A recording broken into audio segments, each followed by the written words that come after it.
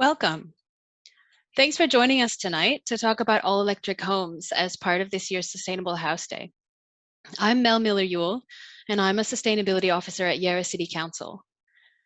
I'm joining you tonight from the traditional lands of the Wurundjeri people of the Kulin Nation.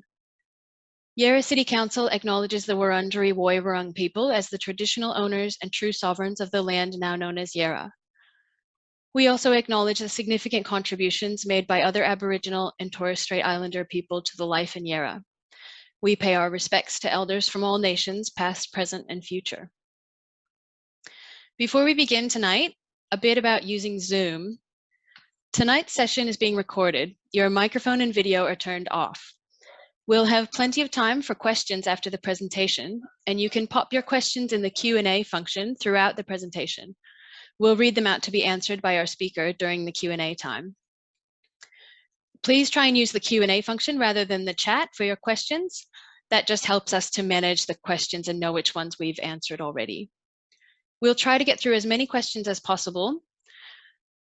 If you don't have your question answered, if you still have a question at the end of the night that hasn't yet been answered, for a limited time, Yarra residents can access a free 30-minute energy phone consultation with the energy experts at Renew, which is brought to you by the Yarra Energy Foundation's Metro Community Power Hub. So if your question hasn't been answered by the end of the session, get in touch with the Metro Power Hub and they can help answer your questions. If you have a complex question or you need tailored advice, you'll be booked in for a free 30-minute phone consult with Renew. I'll talk a little bit more about that as we get started, and we'll send you the links at the end. All of the links that you see on screen during the presentation will also be shared by email at the end of the session. Tonight, we're joined by Dean Lombard, Acting Policy and Research Manager and Senior Energy Analyst at Renew, to bring us the facts about all-electric homes. I'll introduce Dean to you in a moment, but first I'd like to share with you a little bit about what Yarra Council is doing to go all-electric. Yarra City Council has committed to powering our city with 100% renewable energy and achieving zero net emissions across the entire Yarra community by 2030. In our own buildings, all of Council's electricity needs are met by 100% renewable electricity through the Melbourne Renewable Energy Project. We also have nearly 3,000 solar panels and 6 Tesla 2 batteries installed on council buildings and community facilities. We are supporting the community to join in the transition to renewable energy. And tonight we're talking about creating an all-electric home. Some of the ways we're helping people to do that are what, as you see on your screen just now. As I mentioned just before, Yarra residents can get free personalized advice on going all electric with a 30-minute phone consult with Renew. Contact the Yarra Energy Foundation's Metro Community Power Hub, and you'll be able to get your questions answered. And complex inquiries will be booked in for a free 30-minute phone consult with Renew. Bookings are limited, and we will share these links in the chat and also by email at the end. To power your all-electric home with renewable energy, you can install solar and you can also switch to green power. To help you with that, we've partnered with the Yarra Energy Foundation to take the guesswork out of going solar with discounted prices on quality solar energy systems through the Yarra Solar Program. Many households will also be eligible for a Victorian government rebate, which is for up to 50% off of the cost of the system, up to a maximum of $1,400. And there is also a no-interest loan available up to the same value. To find out more about switching to green power, you can watch our video tutorial to see Dean Lombard from Renew, who will also be speaking to you tonight. And in that tutorial, he will demystify using online tools to compare 100% green power energy plans and make the switch.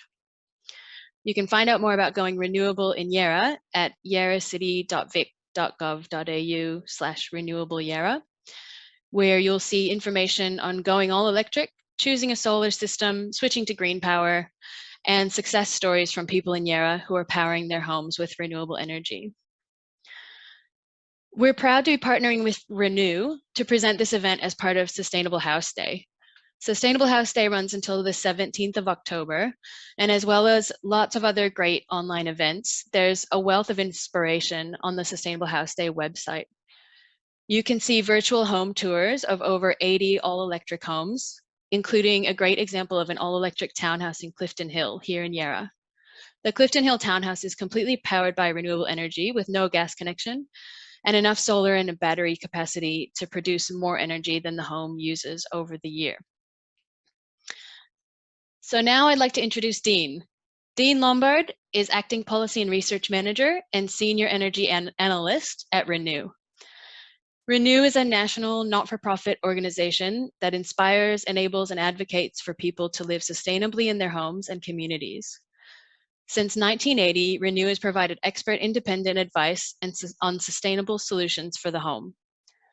Dean has a focus on making the energy system work better for consumers while also reducing its environmental impact.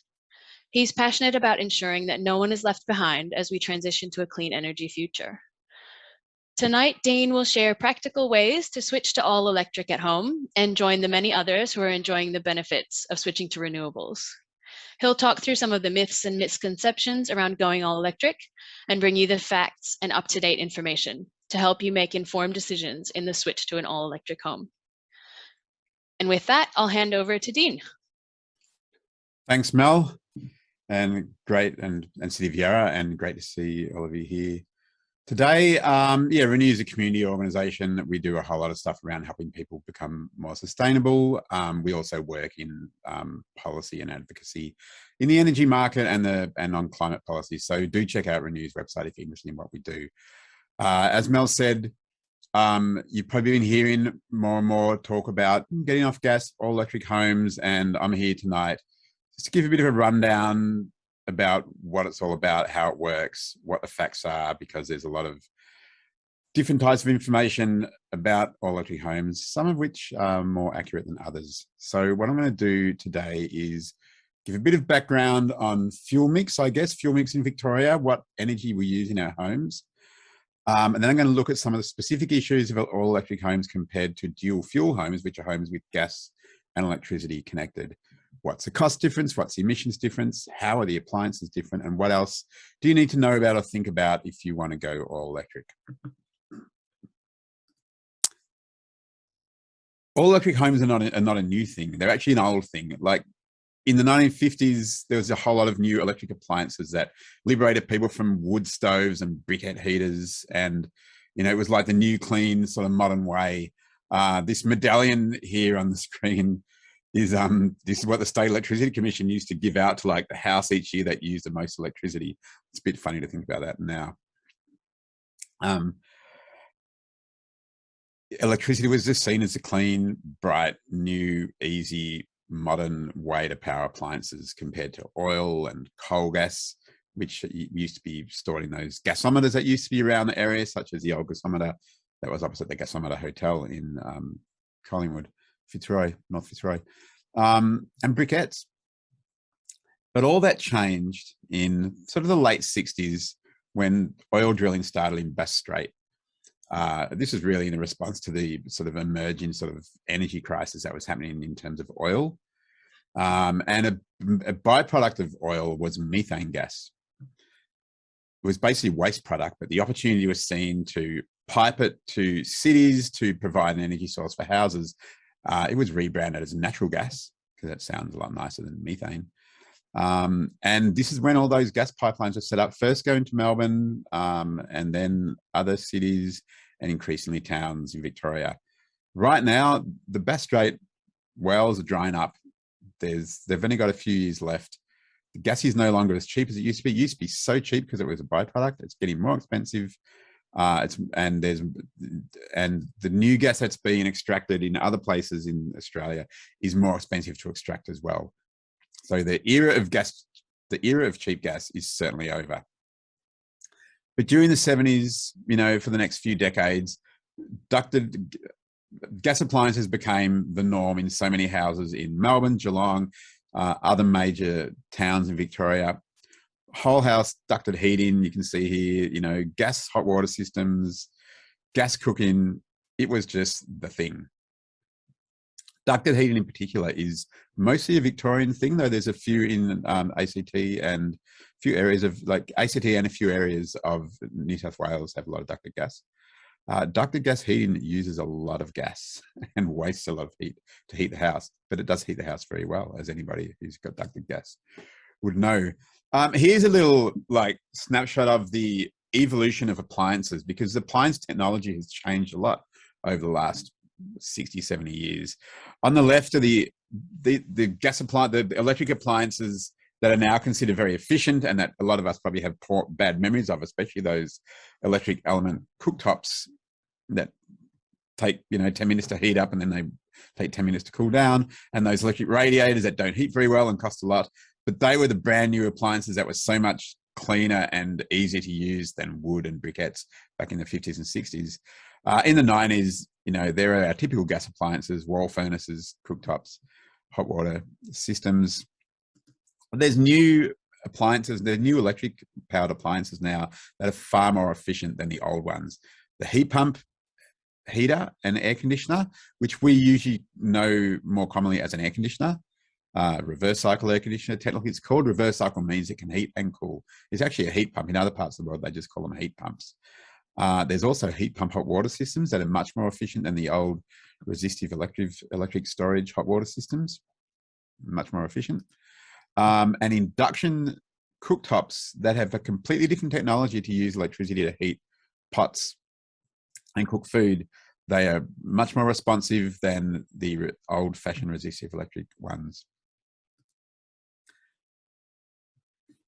One of the big things is the heat pump. This has been a huge technological development, really, and it's become really commercially feasible for small appliances in the last 10, 15, 20 years. A heat pump really is like a fridge running in reverse. It takes a little bit of electrical energy to spin a fan and run a compressor that actually extracts heat from the air and then uses the heat from the air to heat up hot water or to heat up air for a reverse cycle air conditioner in heat mode. The genius of the heat pump is that it puts out more energy than comes in. The electrical energy that goes in is just used to power the compressor, and the heat energy that comes out is actually drawn out of the air. This is what makes them so efficient. And we talk a lot about heating and hot water when we talk about electrification of houses, because they are the biggest uses of energy in our houses. This is a pie chart of energy use for different types of appliances in Melbourne. You can see there that nearly half the energy in Melbourne houses is used for heating, and nearly a third is used for hot water. Everything else is like small potatoes. And this is why we mostly talk about heaters and hot water systems when we talk about fuel choice and what fuels you're using in your homes to make your homes comfortable and give you the stuff that you need. So when we talk about shifting from gas to electricity, one question a lot of people have is, what's the cost difference? And that's partly because we all grew up, many of us grew up with the belief that, oh, gas is so much cheaper than electricity when you use it for heating, when you use it for hot water. And that did used to be the case because gas was so cheap, and those gas appliances, those early electric appliances like we looked at before, were very inefficient. But this has changed a lot more with the heat pump. Electric appliances are now much more efficient in the way that they use energy than the gas appliances that they replace. So even though the efficient electric appliances might cost a bit more upfront, you get lower energy bills all the way through, and that actually pays back that additional amount and then leaves you ahead. At Renew, we've done a few studies on household fuel choice where we look at model households and their usage and compare their total energy cost if they're dual fuel versus if they're all electric. And our reports have consistently found that it's actually cheaper overall. If you look at I think we look at the 10-year cost, it's cheaper overall to use the all electric options. Even though installing the appliances costs a bit more, you just make so much back. And part of that is the cost of the gas connection. When you think about your energy bills, you have the amount you pay for usage. You also have the amount that you pay, like what they call a daily charge or a supply charge, just to have the connection. Your electricity bill, that has a daily charge of maybe between 70 cents and $1 per day. And so does the gas connection. If you get rid of one of those, it can save you $300 a year. And that really adds up. Is gas cheaper than electricity? Yes, but is the answer. Here is some stuff about the relative cost of gas and electricity. Gas typically in Melbourne costs around 2 cents per megajoule. That's a unit that it's measured in. Electricity typically costs around 20 cents per kilowatt hour. That sounds like a big difference, and it looks like gas is a lot cheaper. But those units, megajoules and kilowatt hours, are different. They're like, miles and kilometers, for example. There are 3.5 or 3.6 megajoules in a kilowatt hour. So if you put gas in kilowatt hours as well, it's now 7 cents a kilowatt hour compared to 20 cents a kilowatt hour for electricity. Gas is still cheaper than electricity per kilowatt hour. That's undeniable. Gas is a cheaper fuel for the energy that it contains compared to electricity. However, what are you actually using the energy for?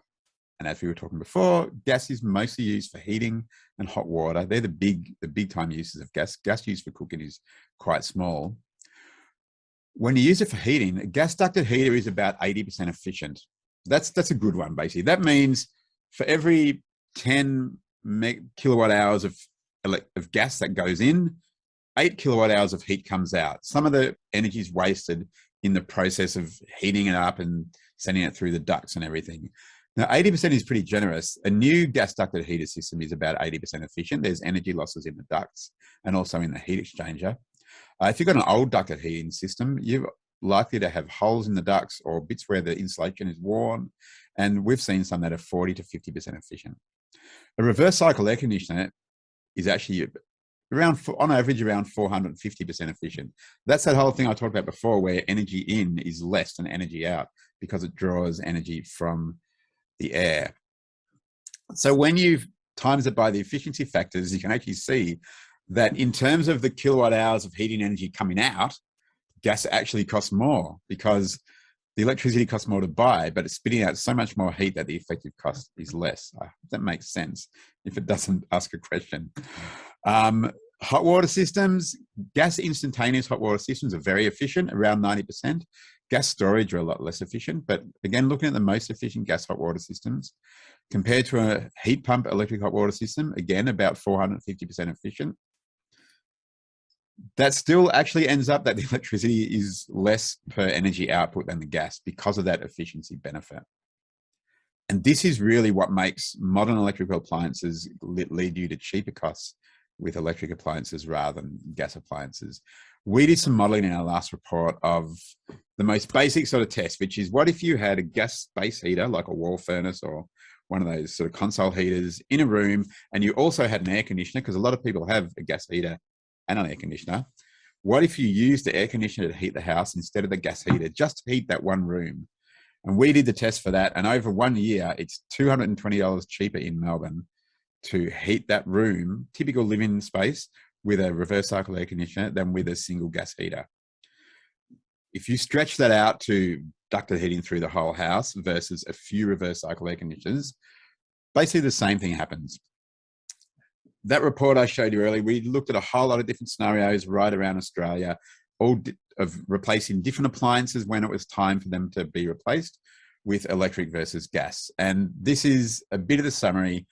Heating is the big winner. If you replace a gas ducted heating system that needs to be replaced with a few reverse cycle air conditioners, it actually costs a bit more to install them, but it's so much cheaper to run that you're ahead in a few years. And over time, over time, you heaps ahead. Like, you can be around a few $1,000s ahead over 10 years. Hot water is a little different. We use a lot less energy for hot water, and heat pump hot water systems are more expensive than the equivalent heaters. So a heat pump would cost a fair bit more, but over the lifetime of the system, you pretty much break even. Like, you spend maybe twice as much on the heat pump hot water system, and after 10 years, your lower energy bills have made it pretty much break even with having a gas hot water system. Cooktop, yeah, it probably costs about the same to run. But the thing is, if you get everything off gas, you also save that daily charge of the gas connection.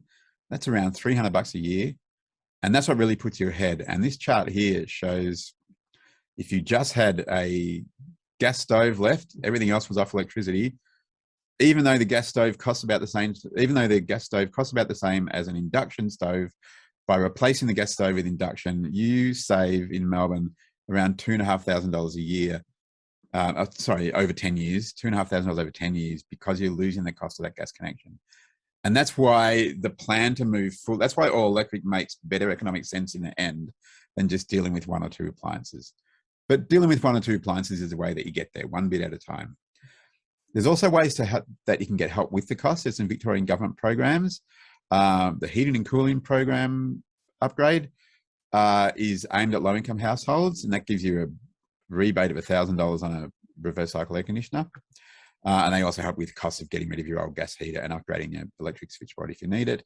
There's also a hot water rebate. There's information in those links, and they'll be shared after the session. So they just help with that upfront cost to make it even easier. Is it for everyone? Basically, every household is different, and there's a few households where it doesn't make as much sense to go all electric. And we really look at that at an appliance sort of system, and a lot of it's around hot water. You know, do you have really, really, really low hot water usage? Maybe you're a small household, just one person. It's probably not really worth going for a heat pump hot water system. Instantaneous gas probably stays the most efficient for you if you've got very low hot water consumption, even if you get your other stuff off gas. If you've got a really big solar system that generates way more than you need, then an old-fashioned resistive electric hot water system could be great for you. Set it to charge up during the day when your solar is generating a lot, and Bob's your uncle, basically.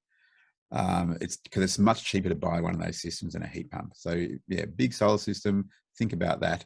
If you've got no room for a heat pump hot water system, then a solar hot water system can work out pretty good. Cooking is a bit of a bugbear for a few people. Induction stoves have the same controllability as gas stoves in terms of adjusting heat and heating up quickly. But there are some types of cooking where people really like to have the flame, and wok cooking is one of those. Though there are special induction stoves and adapters to use woks. But if people really love gas cooking, then it's actually cheaper if you get a plumber to set up a small bottle gas connection just for your stove, run enough LPG like a barbecue, but plumb through the wall of your house, and use an induction cooktop as or an electric oven and other electric appliances as well. It's cheaper to buy gas in those bottles just to use for cooking than to keep a whole gas connection just for cooking, because you know the cost of the gas connection, and you don't actually use much gas for cooking. It's very low usage. If you're off grid, you may have different needs because you might be limited in how much electricity you can use. It's probably unlikely for people in the city of Yarra. So I think there are 1 or 2 though. So that's the cost. What about the emissions? Because isn't gas lower emission than electricity? Yes, it is. Gas has much lower emissions than electricity. These are the latest figures for a few states. The numbers are not important. It's kilograms of carbon emission per kilowatt hour of energy.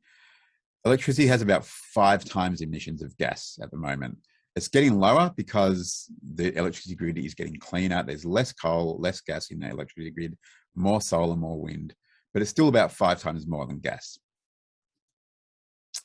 But when we go back to that thing about the efficiency of the appliances, reverse cycle air conditioner is more than 5 times efficient than a gas ducted heater. And a heat pump hot water system is around 5 times more efficient than gas hot water service.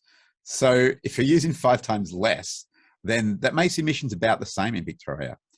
And we've done some studies that basically found that to be exactly right. We looked at a whole lot of modelled household usage and found that, yeah, hot water, about the same emissions, probably maybe a little more emissions with electric rather than gas.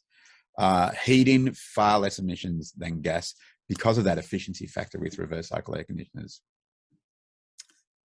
As well as that, gas appliances actually emit, carbon dioxide inside your house when you use them, especially cooking, which is why it's important to use like range hoods and ventilation.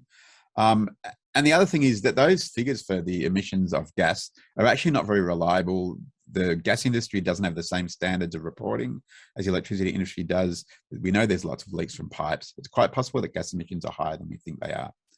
But our research pretty much shows that nearly everywhere an all-electric home has lower emissions than a gas home, especially in South Australia and Tasmania, where their grids are much cleaner than ours.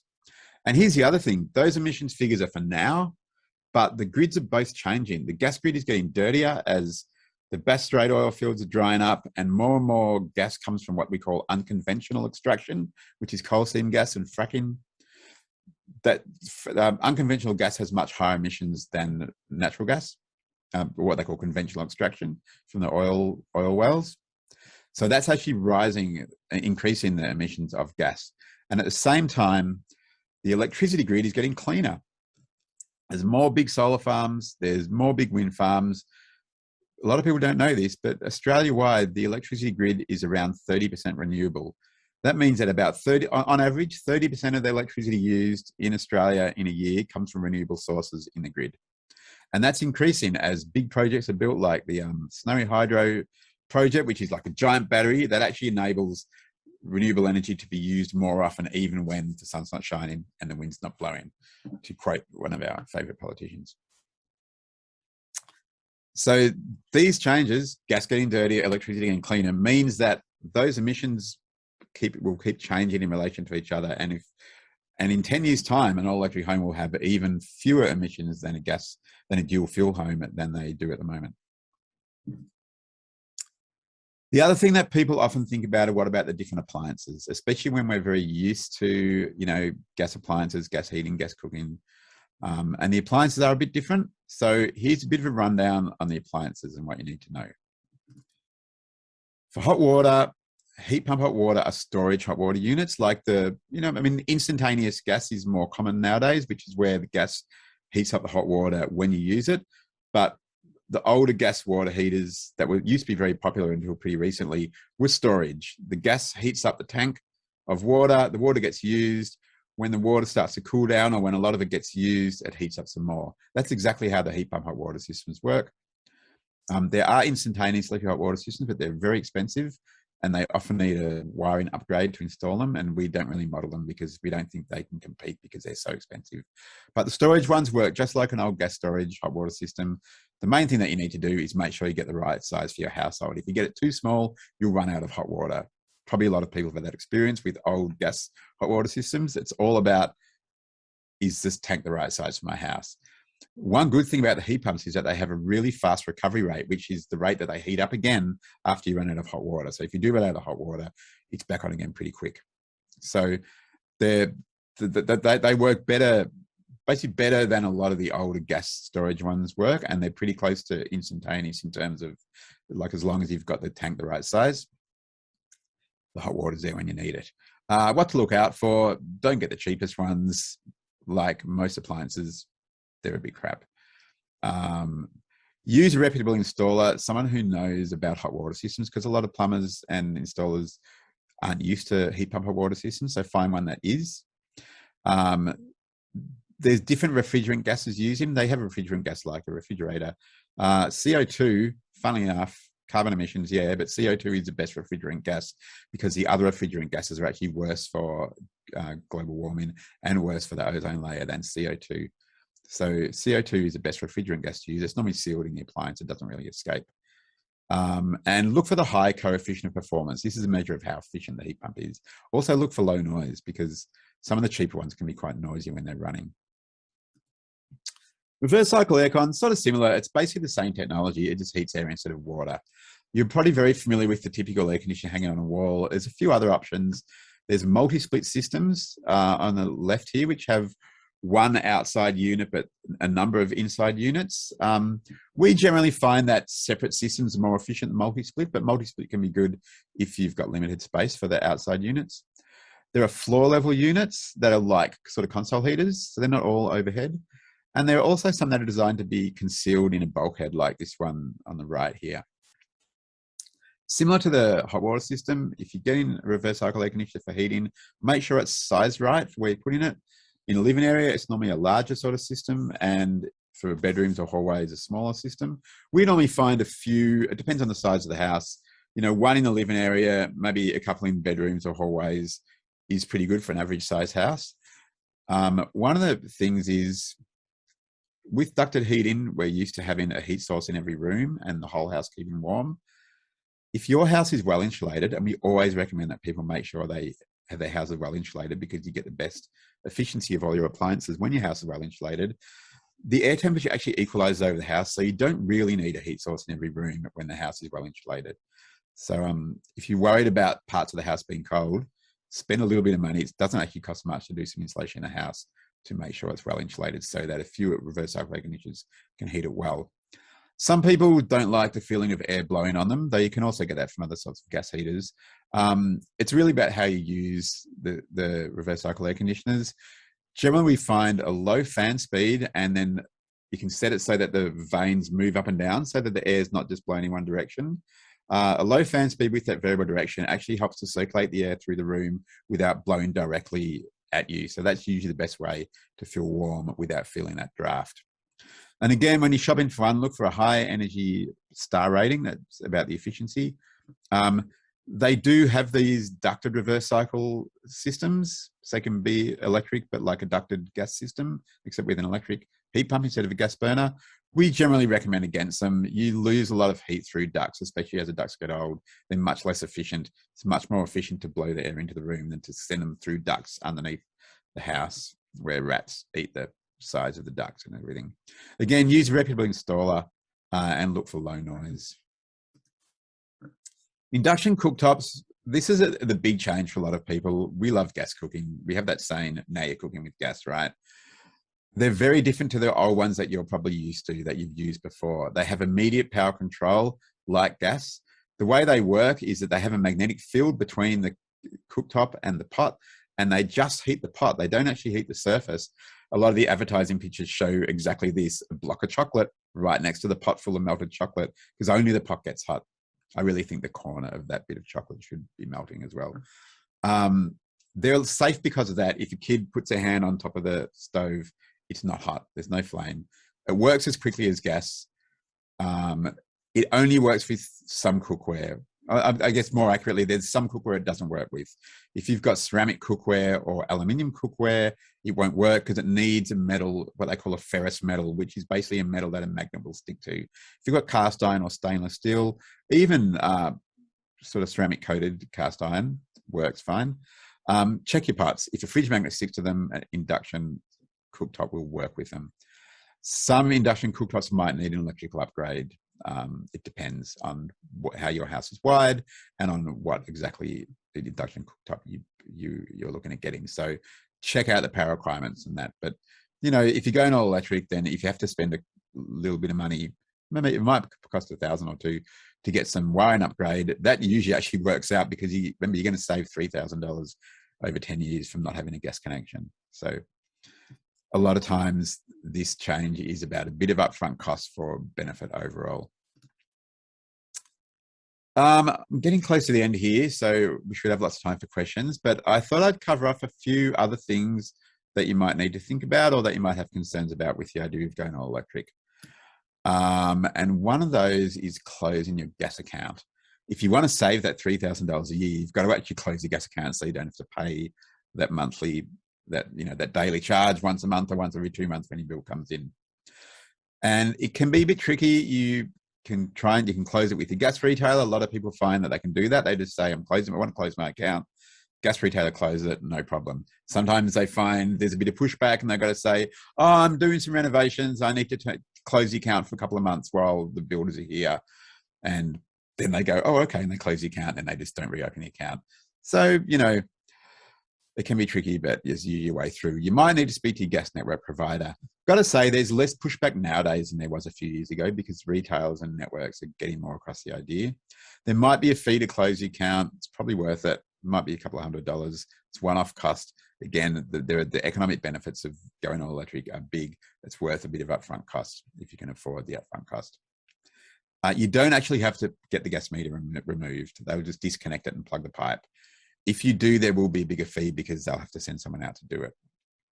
There's an issue in the energy market at the moment where fees for removing gas meters are not well regulated, and some networks charge a lot and some charge a little. That's one thing that we're trying to work on at Renew in terms of making it easy for people to make choices about their energy use in their home. We think there should be regulation over what those fees are. We're working towards that. The other question people have is, what if there's an electricity outage? Because, you know, if the electricity is out, at least we've still got the gas. Well, yeah, that's true. It is a bit more annoying when you don't have that backup fuel.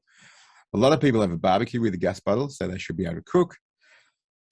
Ducted gas heating also doesn't work if there's electricity outage.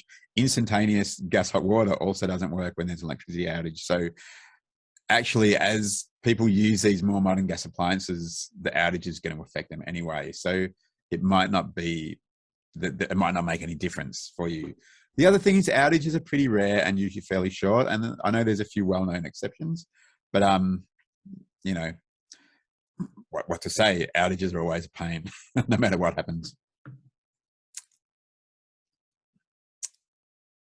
One thing that you can do right now is try it out. If you've got a reverse cycle air conditioner, try that instead of a heater, especially say maybe like this time of year or in autumn when it's not super cold and you might just need a heater for a few hours and it's less important to heat the whole house.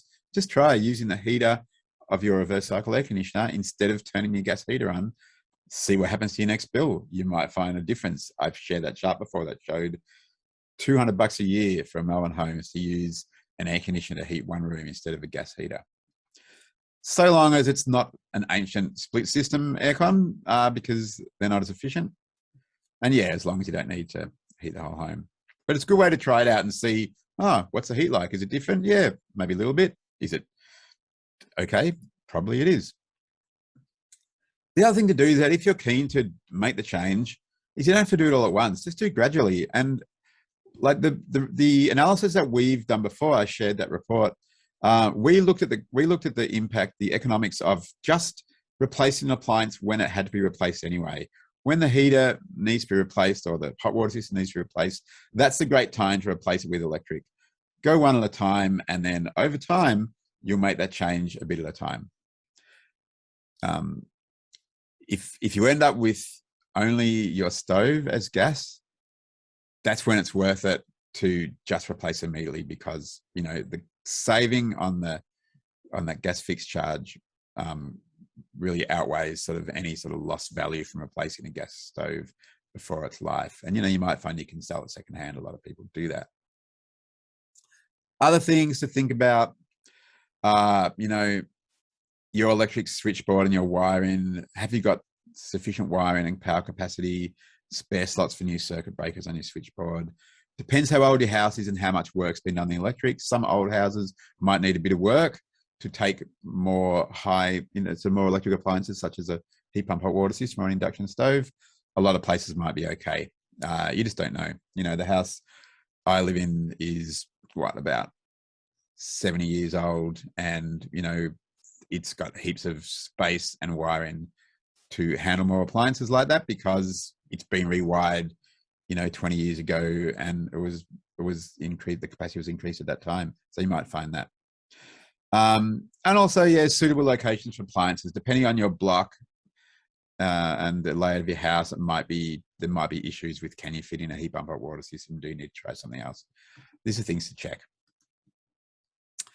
If you're getting a new home, get it all electric. We've done, in that same report, we've done what to look like for new homes. You're always well ahead if you build a new home from the start with all electric appliances instead of dual fuel.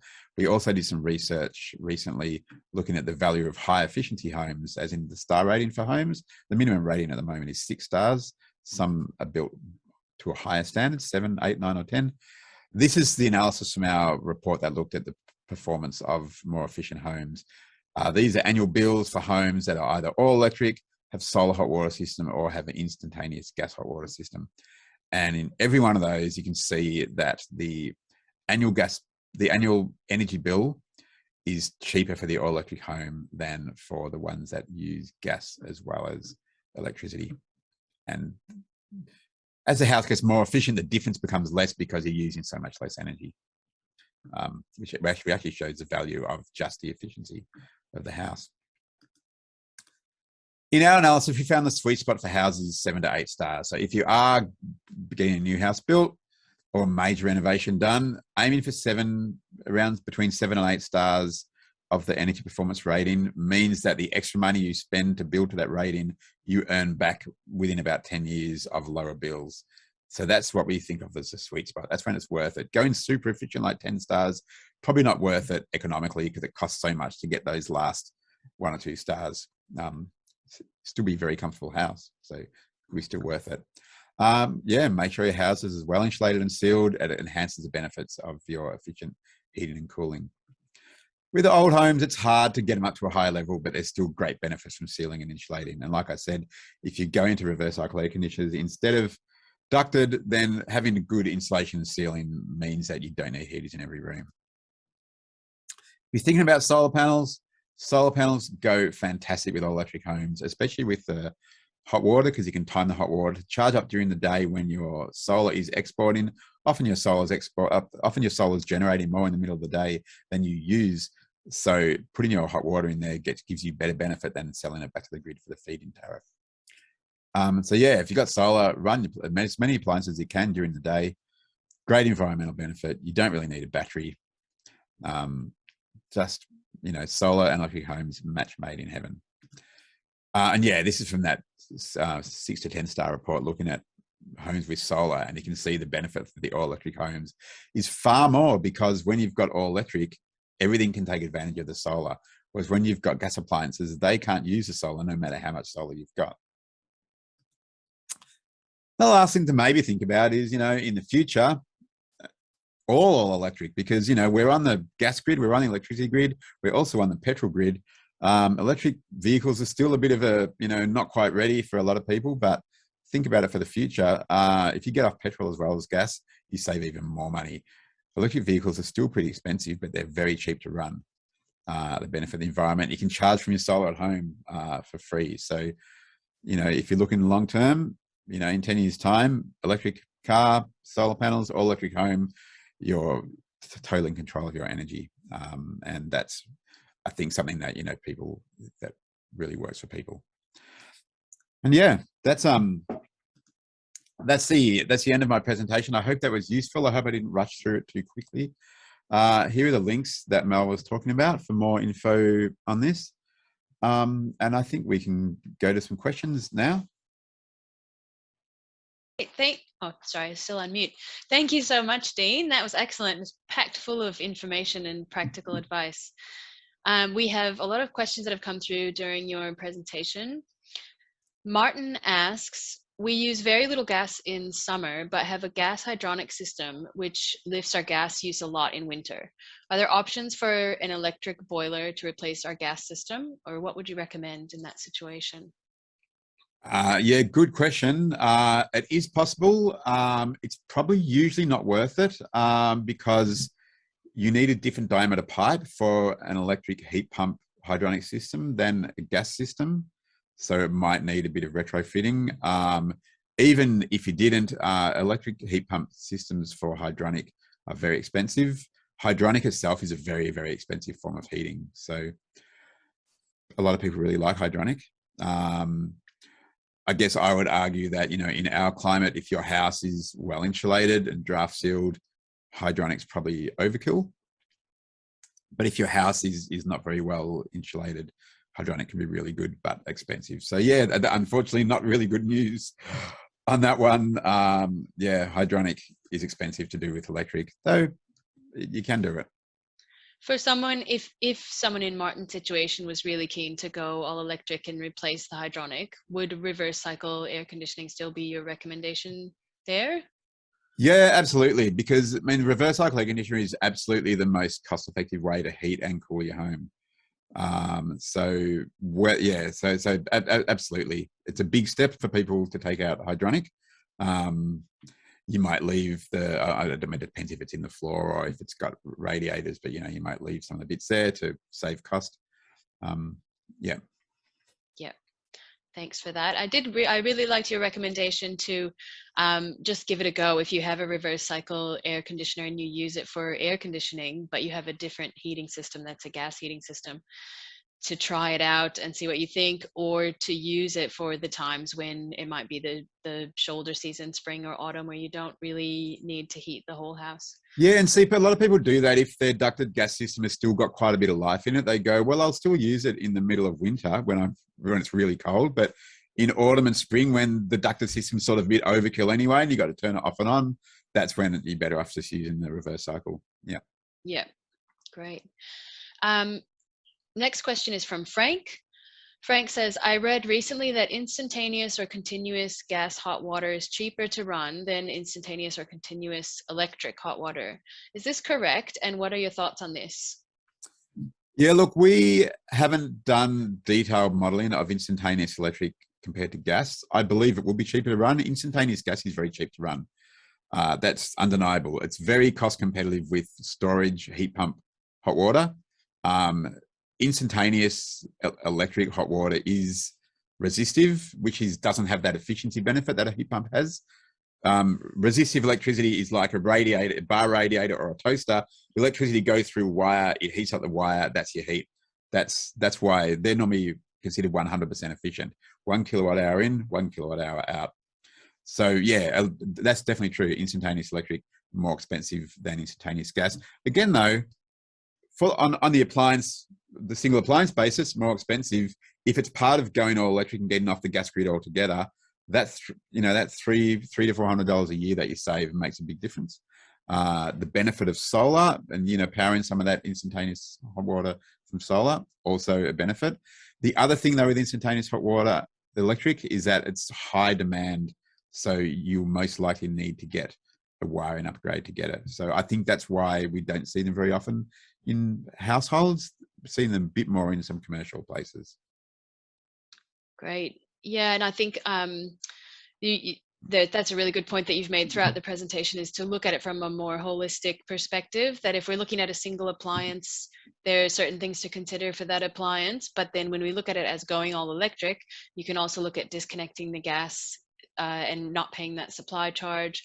And when you look at connecting it with solar on your roof, you can power those appliances with solar and not have to pay for that electricity that you're generating and using with your electric appliances. Yeah, that's right. And certainly when we've looked at it, if you look at it on just a per appliance basis, the heating is a no-brainer. It's so much cheaper to run the reverse cycle air conditioners. The hot water and the cooking, not really much benefit in themselves economically. It's really only when taken together that they are the benefit. Great. And Frank has just mentioned in the chat, I used my reverse cycle aircon to heat the house last winter instead of the gas central heating, and it was far cheaper and the heating of the house was adequate. Great. Nice to hear. Next question is from Carl. Carl asks about induction cooktops. There's no doubt about their energy efficiency, he says, but I've read many concerns about their possible adverse health effects because of strong magnetic fields. What's the evidence either way? Look, I'm not an expert over that. I know that there's been a lot of research done. From the reading I've done of some of the research summaries, it's that there's generally no health issue. There may be some health issues for certain people with, I think, certain types of pacemakers, and it's all about being too close, having the pacemaker too close to the cooktop. So that's a way to get out of cooking, I suppose. But yeah, look, as far as I'm not an expert in it, so obviously, I can't really answer with a lot of detail. But that's my understanding of it, and certainly they've been in use for a long time, and there hasn't been any documented sort of systemic sort of harm from them. Thanks, Dean. The next question is from Fauci. This is about solar. Just wondering what happens to the waste from the disposal of solar panels and the effect on the environment from that. That's a good question, and that is a big concern of a lot of people in the renewable energy sector at the moment, because we haven't really got good systems for recycling and disposing of solar panels. Fortunately, until now, we haven't had a great need for it either.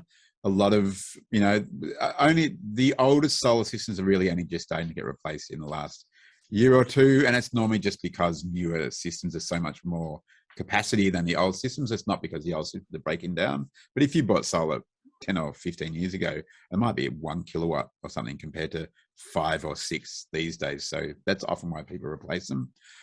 There's a lot of people working on better ways to dispose of and recycle solar panels. It's going to be the same for batteries too.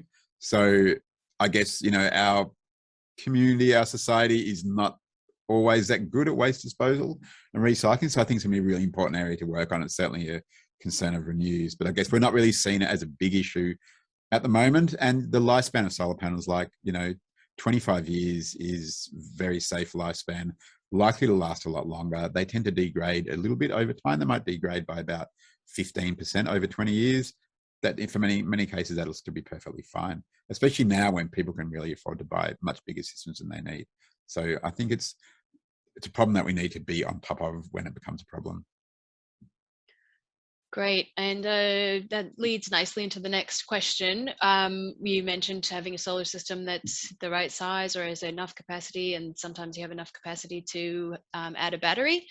And Mary asks, can I retrofit a battery to my solar system? And is now the right time to do this? Good question. The first part of your question, probably. It used to depend a lot more on what type of solar system and inverter that you had, but nowadays a lot of the batteries are more integrated, so they can really connect to any. You have to buy the right sort of battery. There are some that have all the systems integrated, and others don't and need the right type of solar inverter to work. Is now the right time? That's a sort of yes and no. Economically, batteries are not really there yet.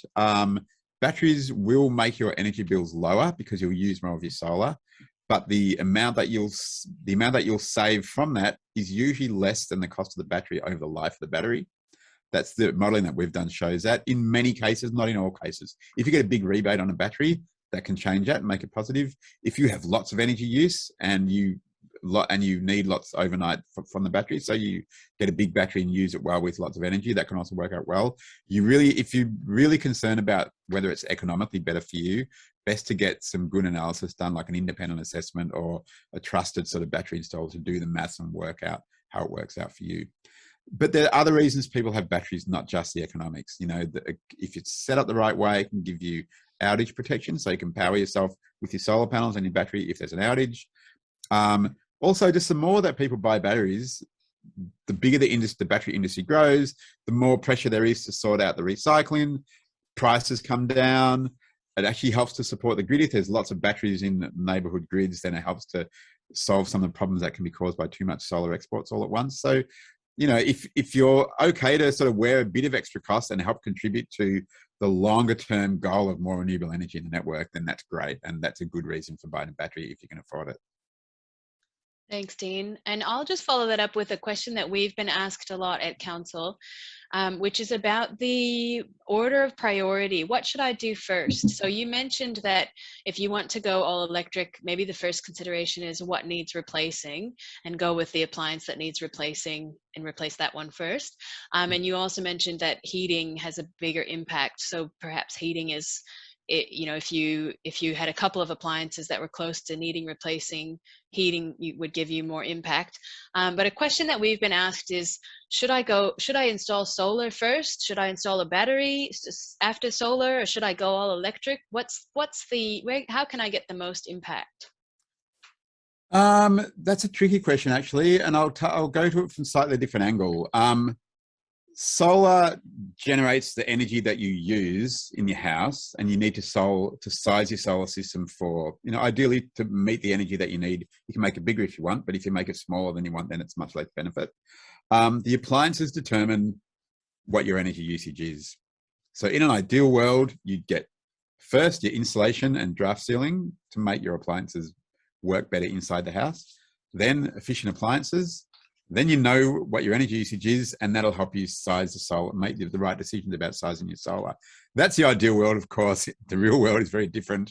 And look, the cost of solar has come down so much, especially with the government rebates now, that it sort of almost doesn't matter as much to get it exactly right. Most people buy a 5 kilowatt system because that's what a lot of the, or actually technically a 6.6 kilowatt system with a 5 kilowatt inverter. That's a bit technical about why that's the case, but there's a standard size that most people get. The vendors, they're usually the cheapest per capacity because it's the one that they move fastest.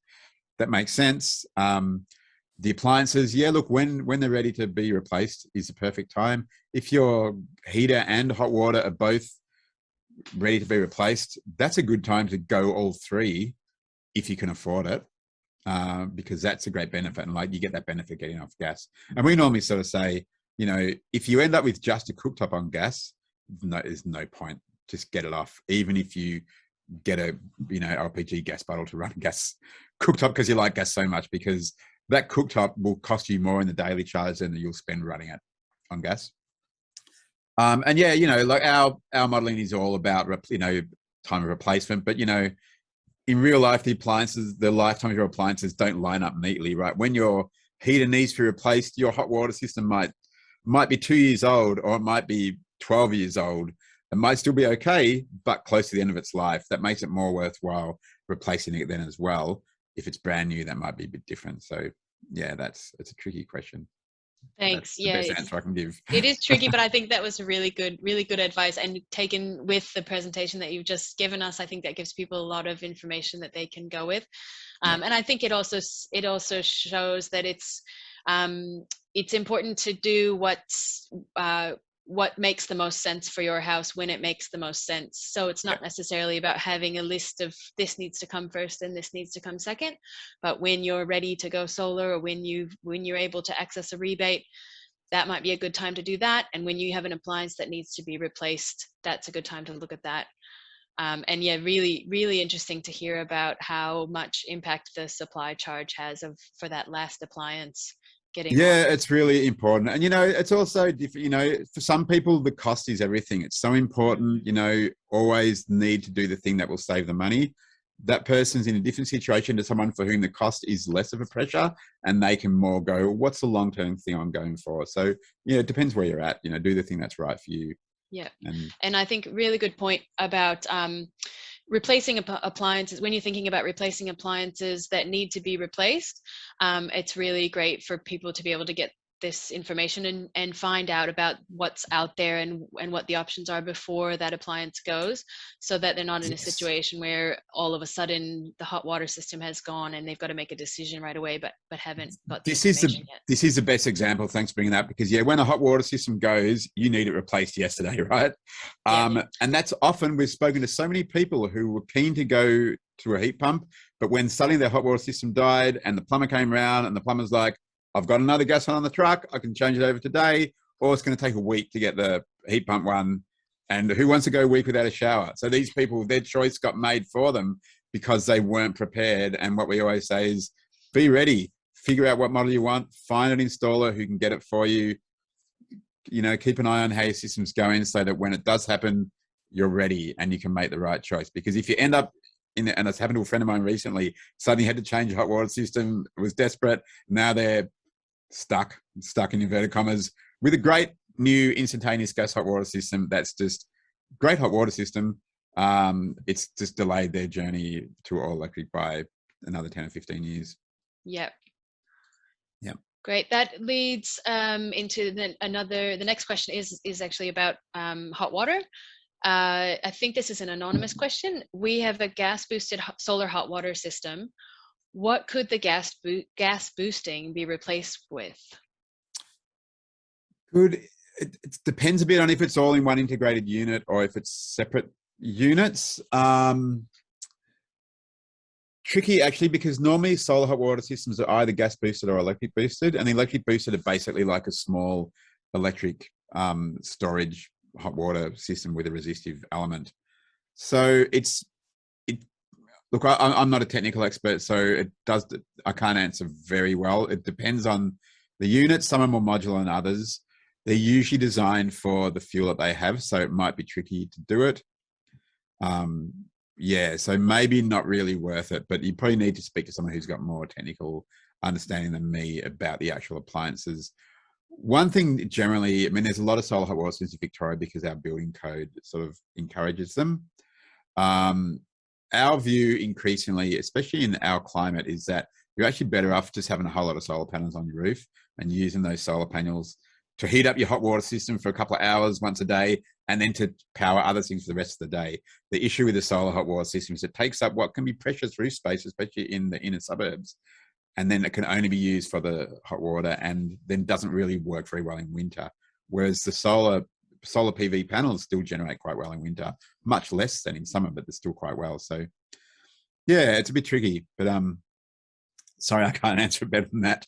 Yeah, well, I think if you have a really specific question about your home and switching an appliance in your circumstance, you can also follow up, as we mentioned before, with contacting the Metro Community Power Hub, and they might be able to answer your question over the phone straight away, or they might book you in for a free 30-minute phone consult with someone at Renew to discuss it in more detail. And rest assured, there won't be me, that will be my engineer colleague who knows much more about these technical details than I do. Lots of experts at Renew. So there's a question from Jose. Jose says, I don't need cooling, so can you just get a reverse cycle system that provides heating only, or is there an alternative electric heating appliance to consider? I don't know. I think not. I think, and look, I don't know the products super well, but as far as I'm aware, there are a few cooling only appliances. They're normally the cheaper ones, and most others are reverse cycle. So I think that that the ones that heat also cool. You just don't need to use the cooling part of them. And the thing is, like air conditioners in Melbourne, really, you use them half a dozen times a year, pretty much. We don't need much cooling in Melbourne, so it's going to be doing the heating for most of the time. It's not really cheaper. Like the cooling only ones are a little cheaper than the reverse cycle, but not by very much. I doubt it will be the same the other way around. But yeah, I don't think they make them. Yeah, so you could just use the heat. You could use the same system, but just use it for the heating. Look, in Europe, where these things are the standard heating, they don't call them air conditioners. They call them heat pumps, and they're just heaters. They can cool, but they just don't use cooling. Yeah. New Zealand as well. They just call them heat pumps. We're the weirdos who call them air conditioners. Different climate. It shows what our needs are and what theirs are. Well, that's interesting because we need cooling much less than we need heating in Melbourne. It's true in Melbourne. You know, Melbourne's a heating climate. It's true. Yeah. Yeah, it's different elsewhere. There's a question from David. Can I use a round bottomed wok on an induction cooktop? Does the heat spread up the sides? No, but is the answer to that. And I'm also a wok cooker, so I share your concern. And I don't have an induction stove. I'm a renter. I'm stuck with the gas stove that my landlord has provided. There are 3 ways around this. Some induction stoves have because it needs the contact, right? The contact with the surface of the material to do the heating. So some induction stoves have a wok burner that's like a dish. You need the right size of wok to fit inside it. So that's one option. You can buy wok adapters for induction stoves that you put on top of the induction hot plate, and it's got the dish that the wok sits in. Or you can use a flat bottom wok, which if you're a keen wok cooker, you know is not really a wok. But yeah, the wok is the big thing for a lot of people that keeps them from induction. But there are these solutions that people do use, and you know, a lot of increasingly commercial kitchens are using induction. And they're using these ones with the dish for the wok, and they've got the right size of wok for it, and it works fine because wok cooking is all about making the wok hot, right? It's more overt than almost any other cooking way. It's all about having the hot wok, and that's what the induction stove does. It heats up the appliance. So with the right adapter or the right surface, it can work really well with a wok. Great, thanks. That's really good to know. James asks a question about Passivhaus. Does the additional cost and embodied energy of a Passivhaus make sense now that the new heat pump appliances and solar PV are getting cheaper? I can't really answer that question because I'm not a sort of a Passivhaus expert or indeed a sustainability design expert. Passivhaus is a very specific approach to a house. It's different to the general environmental sustainable design that, you know, manages insulation and drafts, etc. So can you say the question again? Because now I've forgotten what the question was. It was about with the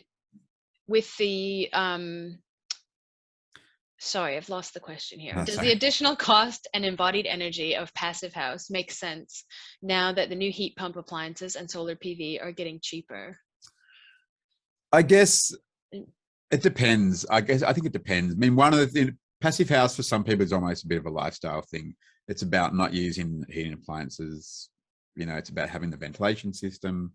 If you're looking at outcomes, a good Passivhaus will keep you very comfortable, and a house with good insulation, draft ceiling, efficient appliances, solar will also keep you comfortable at low cost. You'd really have to get a Passivhaus expert to model the costs and compare them to an efficient home with those appliances. But yeah, they're sort of different. You can't really compare them directly, I guess. They use different approaches to achieve the same goal, which is a comfortable living space that uses little energy. Great, thanks. Another question about reverse cycle air conditioners. Is a reverse cycle air conditioner worth it if the insulation and ceiling is poor, for example, in warehouse living? That is a good question. The short answer is, well, what's your other heating before you get the reverse cycle air conditioner?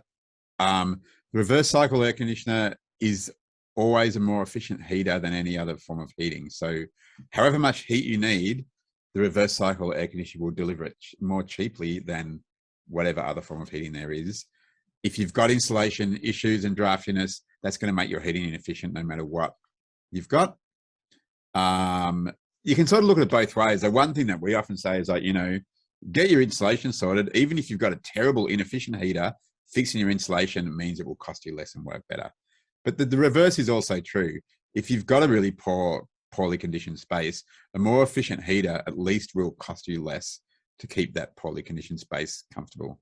But really, I'd really recommend people do as much as they can to do the insulation and draft ceiling with whatever space you've got. There's different approaches for different types of roofs and ceilings. It's always worth it. Insulation remains the most cost-effective way to reduce your energy bills and to keep your house comfortable. Yeah, great. That's really good to know. A question about electric cars. Would the average suburban solar home generate enough to run an electric car? That's a generally, like, it depends so much how much you use the car, how much your other household usage is. People with electric cars generally they take a while to charge. It depends on if you've got a fast charger or a trickle charger, the efficiency is different. In general, yes, I've seen a lot of case studies of people who've got sort of, you know, medium to large size solar systems on typical suburban homes that generate enough electricity to charge cars, because basically it's all about how you time it and whether you can offset it, because a typical solar system exports about 60 to 70% of its energy to the grid. You only use 30 to 40% of it often, and that's because we use a lot of energy at certain times of day. Even when we're home all day, we tend to use more in the evenings and in the mornings when solar is generating less. So a lot gets exported, and then we get that as a credit on our bill for energy that we use in the evening. An electric car gives you the opportunity to use a lot of that. So in many cases it can, but it does depend on how much you use it, and how much other energy you use and how big your solar system is. There's a few questions here about hydronic heating and gas-fired hydronic heating. And I know you mentioned this a little bit earlier, but I'll try to encapsulate them all into the one question. So if someone wanted to replace their gas hydronic heating, what are your experience or recommendations? And is it possible to retrofit a heat pump to use, or retrofit an existing hydronic heating system to use the existing hydronic panels and use a heat pump with it?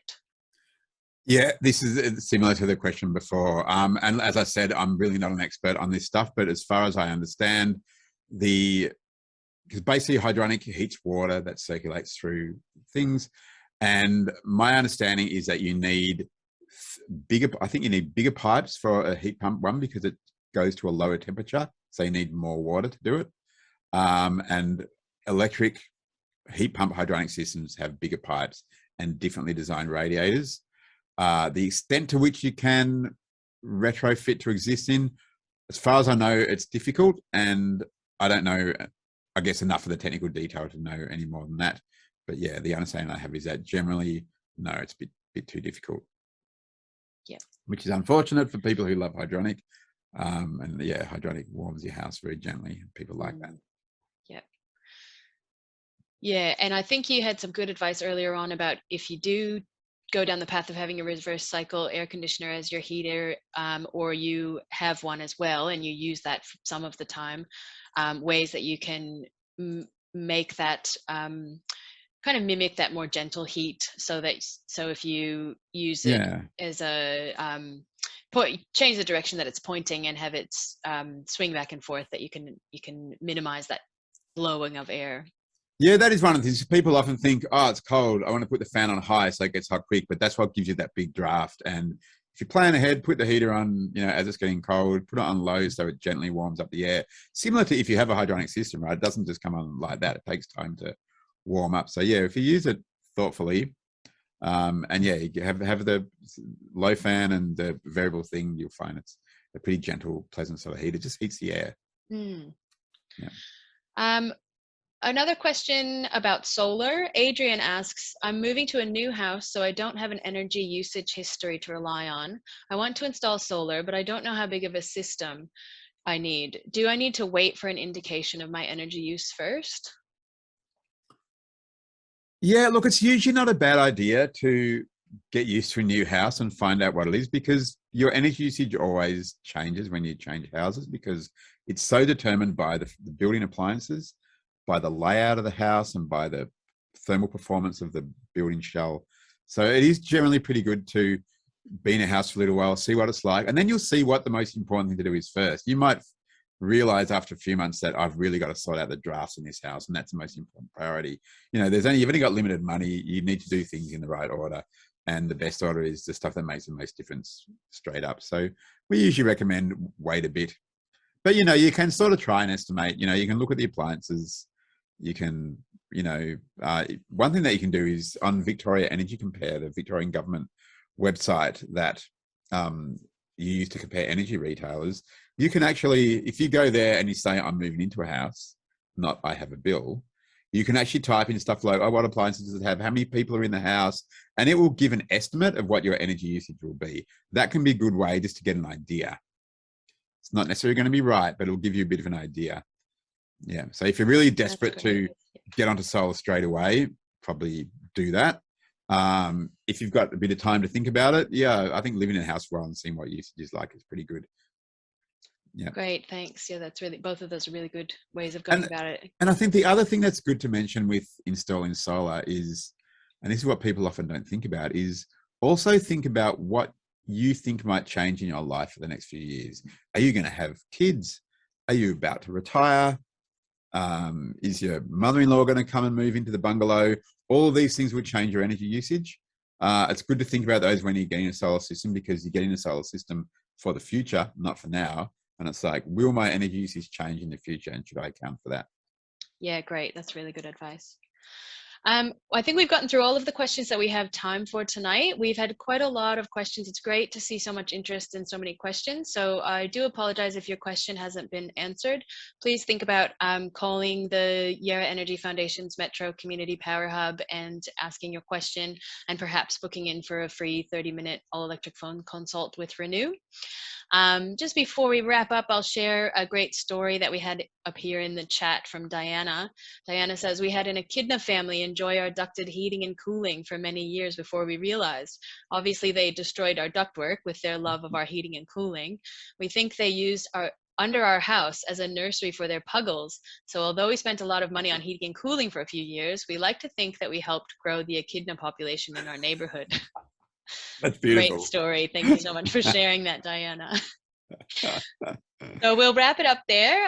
Thank you so much for joining us tonight. Yeah. And I'd like to extend a big thank you to Dean Lombard at Renew. Thank you so much for sharing all this practical advice and all of the information on the why and how and the facts about going all electric. For the participants, you will now have an email in your inbox with the links that you see on the screen, as well as a quick survey, and we'd love to have your feedback on this session. So for more information about going renewable in the city of Yarra, you can visit our website that you see on the top there. You can find out more about Renew. Please do check out Sustainable House Days. There's some great things on there, including that virtual tour of the Clifton Hill townhouse, all-electric home. Once again, one last plug for the free 30-minute all-electric phone consults with Renew, and you can see the link there. You can find out about the Yarra Solar program. You can view the Switching to Green Power video tutorial, and you can also watch a lot of webinar recordings to learn about going all electric, switching to green powers, installing solar, and all kinds of things that we've held webinars on over the past year or so. The recording of this webinar will also be available on that page soon. So if you missed anything, or if you have friends and family who are interested, you can share the link and they can catch up on what we've talked about tonight. So thanks again to everyone for joining us tonight. Have a great evening, and we hope to see you at another event soon.